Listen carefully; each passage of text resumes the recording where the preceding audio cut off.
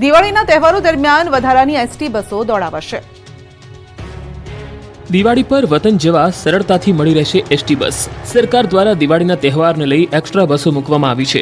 ગૃહ રાજ્યમંત્રી હર્ષ સંઘવીએ આ તમામ માહિતી આપી। સૌરાષ્ટ્ર ઉત્તર ગુજરાતના શ્રમજીવીઓ સુરતમાં મોટા પ્રમાણમાં વસે છે, ત્યારે દિવાળીના તહેવારે પોતાના વતનમાં જવા માટે તકલીફ ન પડે તે માટે રાજ્ય સરકારે સુરત અને અમદાવાદથી એક્સ્ટ્રા બસોનું આયોજન કર્યું છે। તારીખ 24 ઓક્ટોબરથી લઈ 27 સુધી 2200થી વધુ બસો દોડશે, જેમાં સૌરાષ્ટ્રની બસો વરાછા રોડ પર ધારુકા કોલેજના ગ્રાઉન્ડમાંથી ઉપડશે, જ્યારે લાભ પાંચમ સુધી અમદાવાદની બસોનું સંચાલન સુરત સેન્ટ્રલ બસ સ્ટેશનથી થશે। આ સાથે સાથે કોઈ પરિવાર કે સોસાયટીમાંથી આખી બસનું બુકિંગ કરાશે તો તેમને ડોર ટુ ડોર પિકઅપ અને ડ્રોપની સુવિધા આપવામાં આવશે। વધુમાં ગૃહ રાજ્યમંત્રીએ માહિતી આપતા કહ્યું કે જો વધુ બસની ડિમાન્ડ હશે તો હજુ એક્સ્ટ્રા બસો પણ મૂકવામાં આવશે। ગણેશ વિસર્જન અને મોહરમના તહેવારમાં પોલીસ બની સતર્ક। રાજપીપળામાં પોલીસની ફ્લેગ માર્ચ। સુરતમાં ગણેશ મહોત્સવમાં કાંકરી ચાળો થયા બાદ રાજ્યભરની પોલીસ સતર્ક બની ગઈ છે।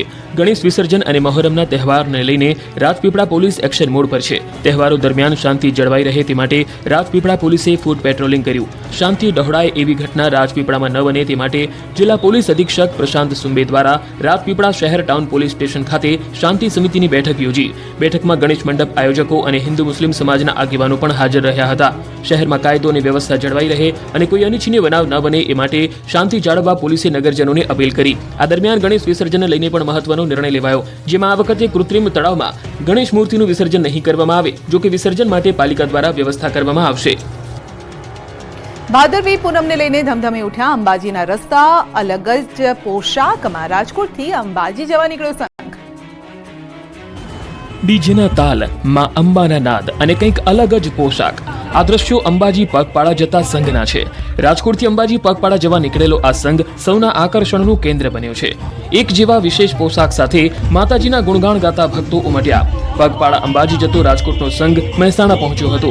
આ સંઘ છેલ્લા 23 વર્ષથી રાજકોટથી અંબાજી જાય છે। દર વર્ષે અલગ અલગ પોશાક સાથે આ સંઘના લોકો નીકળે છે।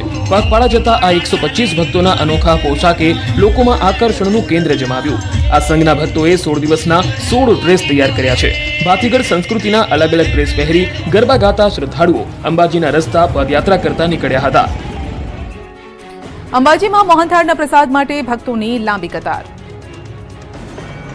ભાદરવી પૂનમને લઈને અંબાજી તરફ ભક્તોનું ઘોડાપુર ઉમટ્યું છે। લાખો શ્રદ્ધાળુ માં અંબેના દર્શને આવે છે, ત્યારે શ્રદ્ધાળુ દર્શન કર્યા બાદ મોહનથાળનો પ્રસાદ લેવાનું ચૂકતા નથી।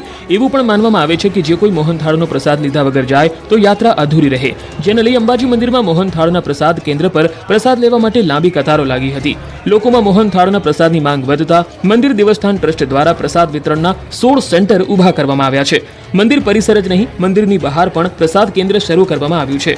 આ વખતે લાખો રૂપિયાનો મોહનથાળનો પ્રસાદ વેચાઈ રહ્યો છે। એટલું જ નહીં, અંબાજી મંદિર દ્વારા ચીકીના પ્રસાદ વેચાણ માટે પણ વ્યવસ્થા કરવામાં આવી છે, પણ ચીકીનું વેચાણ ઓછું હોવાથી ચીકીના વેચાણ માટે માત્ર 2 સ્ટોલ જ કરવામાં આવ્યા છે। આ વખતે સરેરાશ 1 લાખ મોહનથાળના પેકેટની સામે ચીકીના માત્ર 4 થી 5 હજાર પેકેટનું વેચાણ થઈ રહ્યું છે, અને એ પણ યાત્રિકોની ચીકીની માંગ ખૂબ ઓછી હોવાથી મોહનથાળના પ્રસાદ કેન્દ્ર વધુ બનાવાયા છે। મોબાઈલનો યુગ છે, ત્યારે પદયાત્રીઓમાં મોબાઈલ ચાર્જિંગનો કેમ્પ પણ આકર્ષણનું કેન્દ્ર બન્યો। અંબાજી તરફના રસ્તાઓ પદયાત્રીઓથી ધમધમી ઉઠ્યા। અંબાજી મેળાનો આજે 3જો દિવસ છે, ત્યારે અવિરતપણે ભક્તો પગપાળા નીકળીને માં અંબાના ધામે પહોંચી રહ્યા છે। ભક્તોની સેવા માટે અનેક સેવા કેમ્પો અંબાજીના રસ્તા ઉપર જોવા મળી રહ્યા છે। જો કે જલોત્રા પાસે બનાવેલા મોબાઈલ ચાર્જિંગ કેમ્પ પગપાળા જતા ભક્તો માટે આકર્ષણનું કેન્દ્ર બન્યા છે। દૂર દૂરથી માના ધામ સુધી પગપાળા આવતા ભક્તોના મોબાઈલ ચાર્જ રહે તે માટે ધાનેરાના હરિમિત્ર મંડળ દ્વારા જલોત્રા પાસે મોબાઈલ ચાર્જિંગનો કેમ્પ શરૂ કરાયો છે। ધાનેરાના મિત્રો અંબાજી પગપાળા જઈ રહ્યા હતા, ત્યારે તેમને મોબાઈલ ચાર્જ કરવામાં બહુ જ તકલીફ પડતી હતી।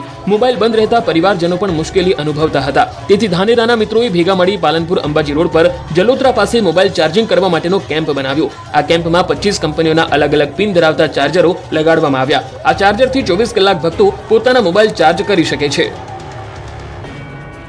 અંબાજીમાં મેળાના સારવાર કેન્દ્રમાં દર્દીઓ મુશ્કેલીમાં મુકાયા। યાત્રાધામ અંબાજીમાં આજે મેળાનો 3જો દિવસ। યાત્રિકોને શારીરિક કોઈ તકલીફ ન થાય તે માટે ચાચર ચોકમાં પ્રાથમિક સારવાર કેન્દ્ર ઊભું કરાયું છે। આ સારવાર કેન્દ્રમાં રોજના 1000 જેટલા દર્દીઓ સારવાર લઈ રહ્યા છે, પરંતુ આ સારવાર કેન્દ્રમાં સુવિધાનો અભાવ જોવા મળી રહ્યો છે।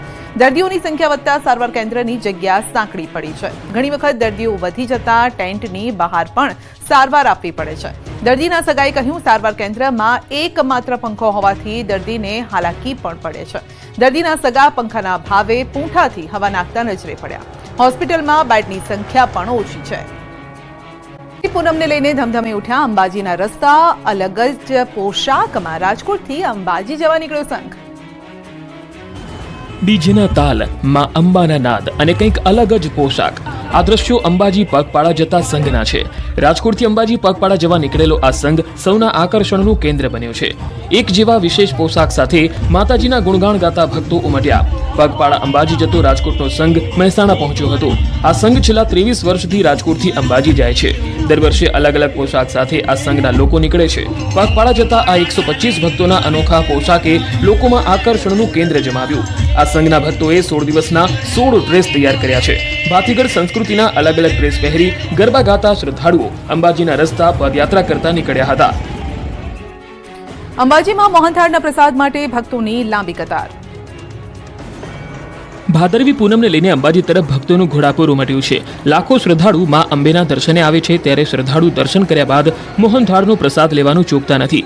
એવું પણ માનવામાં આવે છે કે જે કોઈ મોહનથાળનો પ્રસાદ લીધા વગર જાય તો યાત્રા અધૂરી રહે. જેને લઈ અંબાજી મંદિરમાં મોહનથાળના પ્રસાદ કેન્દ્ર પર પ્રસાદ લેવા માટે લાંબી કતારો લાગી હતી. લોકોમાં મોહનથાળના પ્રસાદની માંગ વધતા મંદિર દેવસ્થાન ટ્રસ્ટ દ્વારા પ્રસાદ વિતરણના 16 સેન્ટર ઊભા કરવામાં આવ્યા છે.